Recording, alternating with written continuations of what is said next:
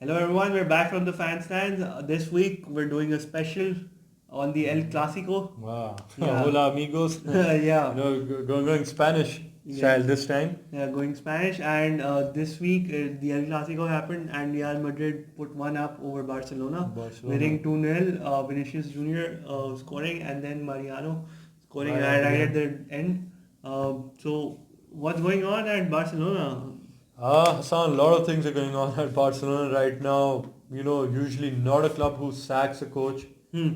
during the middle of the season. Yeah, I think the coaches have recently have all filled all their completed all their contracts and then left. Yeah, they've been, sacked or left on mutual consent by after the season has Hmm. finished, depending on the objectives achieved. Hmm. Because Valverde, I think he lost the dressing room.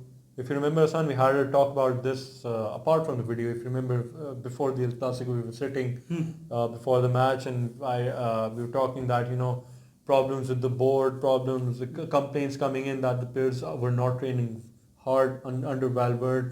There is player politics going on Yes. in the dressing room. They wanted him out. Messi being very vocal against Abdal and saying that they should take the names, should not insult the players. A lot of this going public was not good. Hmm. Okay, this should have been resolved behind. Now what is happening again that Sertin coming in, a lot of people still say he's just a puppet who's coming in. They praise him. He did well with Real Betis. They said he's someone who follows Johan Cruyff Hmm. avidly, likes to implement that same philosophy Hmm. and he's the right man to do it at Barcelona.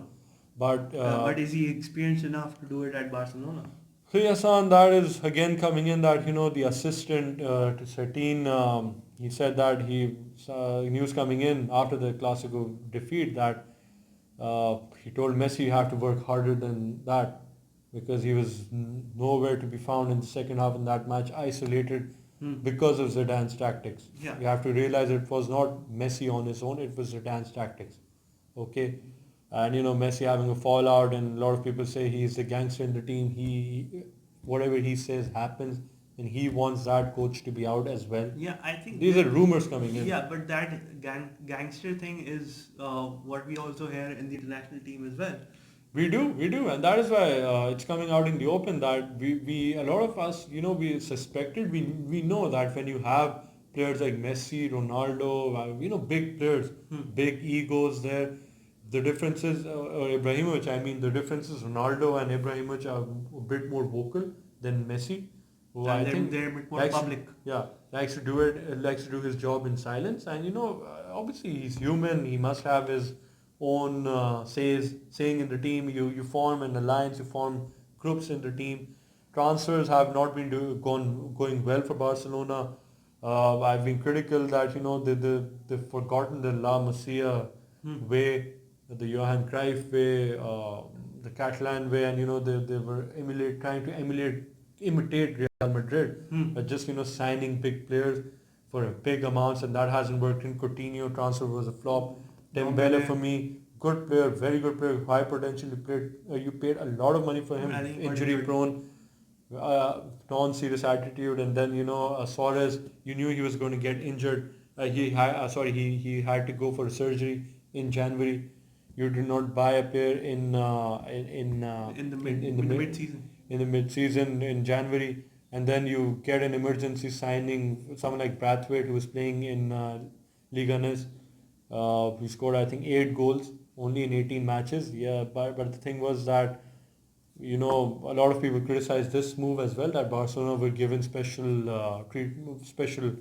permission for this. Although La Liga has rules that a club can buy players if they run out of the first team. Hmm. But they do not have someone from the academy they can bring in. They have a few strikers there, but they loaned them out or sold them, or they're injured. They did not plan really well. They didn't But plan well. but that's all about Barcelona. But what about Real Madrid? Their tactics that they played in the match and Real Madrid. their upcoming stars. Vinicius Jr. is doing really well recently, Mhm. and Eden Hazard, although hasn't had the best of the forms recently, but still is doing well. Yeah, Hazard, I think more praise for one Belgian, I would say Thibaut Courtois, first goalkeeper in, after a long time, I think 40 years or so, like in the Classico manages to keep a clean sheet. The first game of this season in 2019 December was a 0-0 draw. This match, I've seen something that Zidane likes to bring that pressing game into Real Madrid's tactics, but they cannot hold that shape for long, and that is where they struggle. They tried to do the same against Manchester City, and that didn't work out well right at the end. And they didn't have a good week before the El Clasico. They lost to Levante away. And They were then only the lost. second defeat. A lot of draws, and now they lost to Manchester City at home, and they're in trouble. Sergio Ramos won't be in the Champions League second leg Yes. at the Etihad. Yes. So they're missing one player out. But for this match, they made a couple of good changes, surprising changes, and a tactical one. They played Marcelo instead of Ferland Mendy.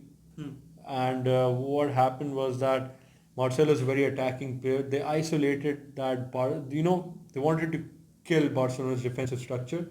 Vinicius is a pacey player, upcoming talent. The Brazilian, he's very direct, he's very skillful, pacey, and he was always going to keep Semedo, the right back, Barcelona right back, on his toes.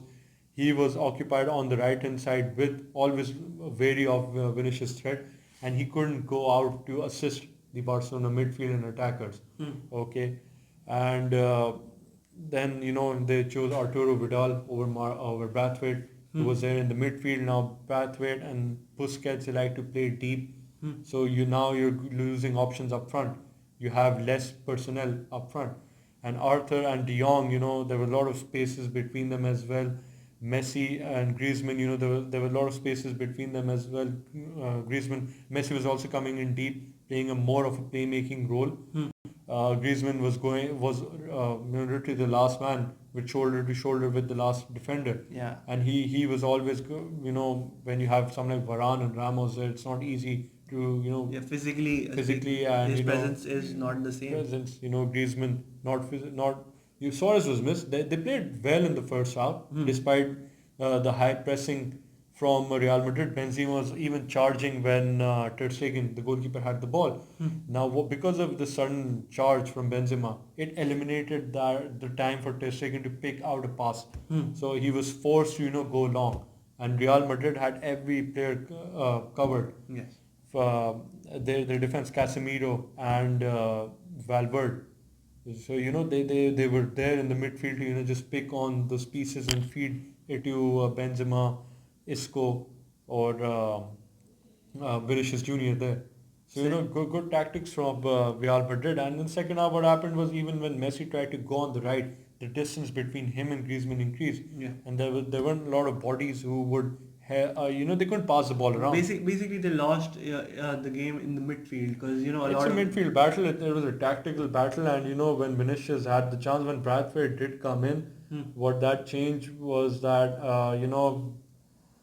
the attack improved because Braithwaite was coming in to get the ball in, and Semedo had some option to come at front and try to feed the ball to the midfield and attack, but it was a bit too late, and Real Madrid had already taken control of the match.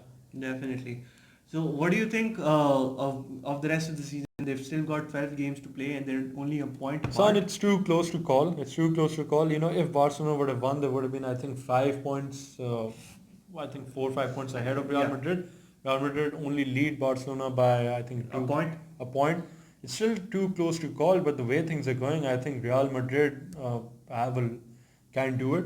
Have won over Barcelona. They've only lost 2 matches. The problem is their draws. Yeah. But Vinicius picking up form right at the very right moment. But what about their Champions League prospects? Because Champions Real League- Madrid is playing against the City, and Barcelona do Champions against League- Napoli, I believe. See, for both clubs, Sana, I would say that you can't say anything. Barcelona has the home advantage now. They might be able to see Napoli off, but if Napoli, comes with a surprise, anything can happen. For Real Madrid, it does seem tough at the moment. I think City are slight favourites. I would still say 55 to 45 in terms of percentage, because I think Guardiola might feel a bit ease at home, and they have 2 away goals. So if Real Madrid needs what they need to do, Real Madrid needs to get at least 1 or 2 away goals. Yeah, but I think it's a really tough period for City because they're playing against United, then they're playing against Real Madrid. So That is football. That is football. No excuses there. But That's how the fixtures are now. But it's same for Real Madrid. They have to focus on the league because the league has gone for Manchester City. Hmm. They have to be, and City, the financial fair play issue coming in as well. Definitely. They have to focus on the Champions League. I think Guardiola wants to, put, Even a lot of rumors on him leaving. He wants to leave on a high. yeah, A and lot he of wants rumors to prove also. to a point. A lot of rumors also saying that Barcelona might bring him back to the club. So Maybe. anything can happen. But for them, Real Madrid, Champions League gone okay, no problem. They can focus on the league. Haven't won the league. I think it's been a season or two they haven't won the league. So they have won a lot of Champions League recently. And I think they won around 4 Champions League in the past 6 seasons. Definitely. So why not just go for the league this the league this time again? So no harm there. Barcelona were favorites to win the league, but getting one over your biggest rivals, that would be a good achievement. And I think Zidane has done a good job for winning at the Bernabeu. And surprisingly, Real Madrid couldn't even beat Barcelona at the Bernabeu Yeah, in the previous in season. the Classicos. Yeah, previous seasons Barcelona has really had one up. Yeah, they've always Real have the Madrid. best of Real Madrid, especially Lionel Messi has been good at the Bernabeu. Definitely.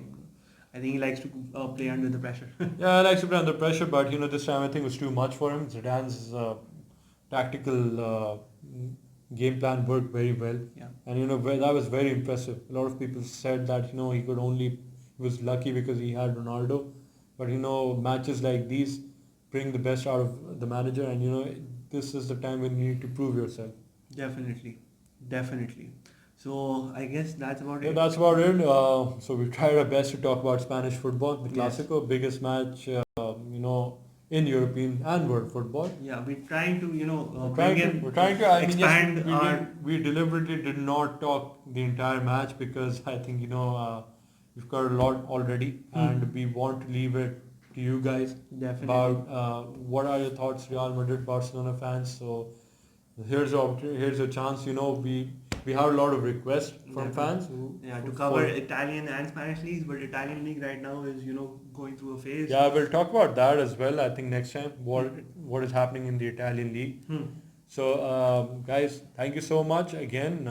Your comments needed, your questions, most definitely welcome. And your support in Spreading the word, sharing the video. club, Real Madrid, Barcelona fans. I know there are a lot of you right now. Yeah.